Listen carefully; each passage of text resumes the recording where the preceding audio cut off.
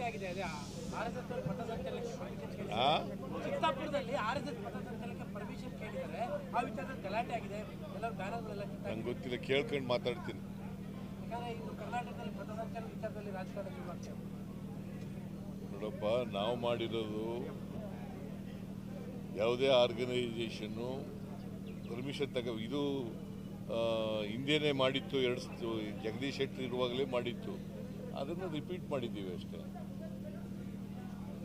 ಜಗದೀಶ್ ಶೆಟ್ಟರ್ ಯಾಕೆ ಮಾಡಿದ್ದಾಗ ಯಾಕೆ ಮಾಡಲಿಲ್ಲ? ಯಾಕ್ರಿ ಮಾಡಲಿಲ್ಲ ವಿರೋಧನ? ಟಾರ್ಗೆಟ್ RSS ಅಂತ ಅನ್ಕೊಂಡ್ಬಿಟ್ಟಿದ್ದಾರೆ. ಟಾರ್ಗೆಟ್ RSS ಅಲ್ವೇ ಅಲ್ಲ, ಎನಿ ಆರ್ಗನೈಸೇಷನ್.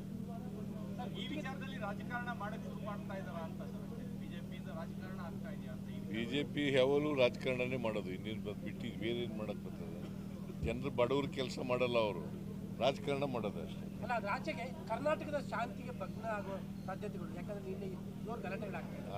ಕರ್ನಾಟಕದ ಶಾಂತಿ ಸುವ್ಯವಸ್ಥೆಗೆ ಭಗ್ನ ಆಗುವ ಇಲ್ಲ ಪೊಲೀಸ್ನವರಿದ್ದಾರೆ, ನೋಡ್ಕೊತಾರೆ ಅವೆಲ್ಲ. ಸರ್, ಗುತ್ತಿಗೆದಾರರ ಸಂಘದವ್ರಿಗೆ ಪತ್ರ ಬರೆದಿದ್ದಾರೆ. ಗವರ್ನರ್ಗೂ ಕೂಡ ಅದನ್ನ ಪತ್ರ ಬರೀತೀವಿ, ನಮ್ಮ ಬಾಕಿನ ಚುಕ್ತಾ ಮಾಡದೇ ಇದ್ರು ಅಂತ ಕೇಳಿದ್ದಾರೆ. ಅದನ್ನೆಲ್ಲ ಮಾತಾಡ್ತಾರೆ ನಮ್ಮ ನಿನ್ನೆ ಉದ್ಯೋಗ ಮೇಳ ಮಾಡಿದ್ದಾರೆ, ಯಶಸ್ವಿ ಆಗಿದೆ. 1300 ಜನ ಕೆಲಸ ಸಿಕ್ಕಿದೆ. ಮತ್ತೆ ಬೇರೆ ಬೇರೆ ಜಿಲ್ಲೆಗಳಲ್ಲೂ ಮಾಡ್ತೀರಾ? ಬೇರೆ ಜಿಲ್ಲೆಗಳಲ್ಲೂ ಮಾಡ್ತೀವಿ, ಬೇರೆ ಜಿಲ್ಲೆಗಳು ಎಲ್ಲ ಜಿಲ್ಲೆಗಳಲ್ಲೂ ಮಾಡ್ತೀವಿ.